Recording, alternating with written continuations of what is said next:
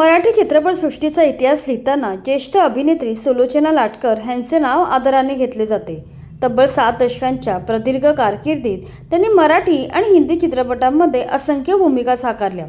पडद्यावर विविध व्यक्तिरेखा साकारत त्यांनी प्रेक्षकांच्या मनात अढळ स्थान निर्माण केले. मात्र पडद्यावरच्या या महान अभिनेत्रीच्या वैयक्तिक आयुष्याबद्दल फार कमी गोष्टी सर्वसामान्यांना माहिती आहेत. नुकत्याच झालेल्या एका मुलाखतीत त्यांच्या कन्या कांचन घाणेकर यांनी सुलोचना दीदींच्या आठवणींना उजाळा दिला. या गप्पांमध्ये त्यांनी आपल्या आईचा स्वभाव, बालपणीच्या आठवणी, घरातील शिस्त, आईसोबतचे नाते आणि आईबद्दलच्या स्वतःच्या भावना मन मोकळेपणाने सांगितल्या. चला तर जाणून घेऊया कांचन नक्की काय म्हणाल्या. कांचन घाणेकर यांच्या मुलाखतीतील सर्वात लक्ष वेधून घेणारी गोष्ट म्हणजे त्या सुलोचना दीदींना आई म्हणत नसत, तर आत्या म्हणून हाक मारत असत. ही गोष्ट ऐकायला सुरुवातीला थोडी विचित्र वाटते, मात्र त्यामागे कांचन यांनी त्यांच्या बालपणीची एक भावनिक आठवण सांगितली आहे. कांचन म्हणाल्या, माझे बालपण कोल्हापूरमध्ये गेले. आईचे बहुतांश आयुष्य चित्रपटाच्या शूटिंगमध्ये जात असल्यामुळे ती माझ्याजवळ नसायची. ती मला जास्त करून पडद्यावरच पाहायला मिळायची. त्यामुळे माझा सांभाळ माझ्या आजीने केला आणि मी आजीला आई म्हणू लागले. थोडं मोठं झाल्यानंतर मला समजले की सुलोचना दीदी माझी जन्मदाती आई आहे. बालपणी कोल्हापूरला मी आणि माझ्या मामाची मुलं एकत्र राहायचो. ती सर्व भावंडे आईला आत्या म्हणायची. मग मी देखील तिला आत्याच म्हणायला लागले आणि पुढे तीच सवय लागली. आई कामातून वेळ मिळाला की घरी यायची.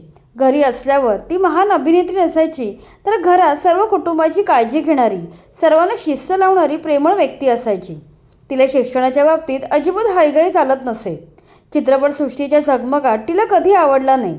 त्यामुळेच आपल्या मुलीने चित्रपटात येण्यापेक्षा उत्तम शिक्षण आणि संस्कार घ्यावे असे तिचे मत होते. पुढे कांचन यांनी अभिनेते काशीनाथ घाणेकर यांच्याशी लग्न करण्याचा निर्णय घेतला. सुलोचना दीदींसाठी हे धक्कादायक होते, कारण घाणेकर हे विवाहित होते आणि कांचनपेक्षा 15 वर्षांनी मोठे होते. याविषयी बोलताना कांचन म्हणाल्या, मी आयुष्यातील सर्वात मोठा निर्णय घेतला तो म्हणजे काशीनाथ घाणेकर यांच्याशीच विवाह करायचा. कोणाचीही आई असती तर तिने हेच केले असते. मला माहीत होतं की तिचा विरोध माझ्यावरील प्रेमापोटीचा होता, मात्र मी माझ्या निर्णयावर ठाम होते. माझा निर्धार पाहून शेवटी आईने मला समजून घेतलं आणि लग्नाला संमती दिली. पुढे माझ्या पदरात लहान मुलगी असताना काशीनाथ यांचा मृत्यू झाला. या कठीण काळात तिने मला खूप आधार दिला. नातीला वडिलांची कमी कधी जाणवणार नाही ह्याची तिने काळजी घेतली. पुढे कांचन घाणेकर सांगत की आईमुळेच मला वाचनाची, लेखनाची आवड निर्माण झाली. विशेष म्हणजे मी माझा पहिला लेख हा आईवरच लिहिला. पुढे मी तिला आत्मचरित्र लिहिण्याबद्दल विचारणा केली तेव्हा ती म्हणाली, बाबांनी म्हणजे भालजी पेंढारकर यांनी मला सांगितले आहे की आत्मचरित्र लिहू नकोस आणि चित्रपट निर्माण करू नकोस. आईने आपल्या गुरुच्या या आज्ञा आयुष्यभर पाळल्या. भालजी हे आईच्या आयुष्यातील सर्वात महत्त्वाची व्यक्ती होते. त्यांनीच आईचे मोठे भावपूर्ण डोळे पाहून सुलोचना असं नाव दिलं. आईची भाषा सुरुवातीला ग्रामीण ढंगाची होती. भालजींनी आईच्या भाषेवर खूप मेहनत घेतली. त्यांनी आईला वाचनाची सवय लावली. उच्चार सुधारण्यासाठी संस्कृत श्लोकांचे पठण करण्यास सांगितले. त्यामुळेच आई पुढे हिंदी चित्रपट सृष्टीत देखील लिहिल्या वावरली. आईने भालजींकडून केवळ अभिनयाचे तंत्र शिकून घेतले नाही, तर ती त्यांच्याकडून शिस्त, वाचन, भाषा, संस्कार आणि कलेविषयीची निष्ठाही शिकली. म्हणूनच ती आपल्या यशाचे सारे श्रेय भालजींच्या तालमीला द्यायची. तिच्या शब्दात सांगायचे तर रंगू नावाची एक सामान्य मुलगी भालजी पेंढारकरांच्या तालमीत आली आणि त्यांच्या मार्गदर्शनाने सुलोचना नावाची अभिनेत्री घडली. पुढे सुलोचना दीदींच्या अभिनयाबद्दल बोलताना कांचन यांनी त्यांच्या व्यक्तिमत्वातील आणखी एक महत्त्वाची बाजू सांगितली. त्या म्हणाल्या, चित्रपटाप्रमाणेच खऱ्या आयुष्यात देखील आईचा स्वभाव तसाच साधा आणि सुसंस्कृत होता. घराबाहेर ती सुपरस्टार होती, मात्र घरात आल्यावर प्रेमळ आई असायची. सुलोचना दीदींच्या कारकिर्दीचा विचार करताना कांचन यांच्या मनात आजही एक खंत आहे.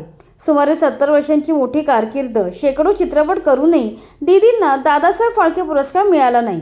त्या अगदी स्पष्ट शब्दात म्हणतात, या विषयाची मला फार खंत वाटते. निदान म्हणोत्तर तरी आता तिला हा पुरस्कार द्या. पुढे कांचन यांनी सुलोचना दीदींच्या शेवटच्या काळाबद्दलही भावनिक आठवण सांगितली. त्या म्हणाल्या, आयुष्याच्या शेवटच्या काळात आई पूर्ण समाधानी होती. मृत्यूसमयी ती मला म्हणाली, आयुष्यात मला सगळं मिळालं, आता पूर्ण समाधानाने मी जात आहे. एक सुखी आणि समृद्ध जीवन जगून तिने जगाचा निरोप घेतला. अशा प्रकारे कांचन घाणेकर यांच्या प्रत्येक आठवणीत आईविषयीचा आदर आणि प्रेम दिसून येते. एका महान अभिनेत्रीच्या मुलीच्या मनात जपलेल्या आठवणींची एक नवी बाजू आपल्या समोर येते. जगासाठी त्या सुलोचना दीदी होत्या, पण मुलगी कांचन यांच्यासाठी संस्काराची शिदोरी देणारी आई आहे. कांचन यांनी स्वतःच्या आठवणी जपलेली ही आई आजही तितकीच जिवंत आहे. सुलोचना आज आपल्यात नसल्या तरीही पडद्यावरच्या त्यांच्या असंख्य भूमिकांनी त्या आज अजरामर झाल्या आहेत.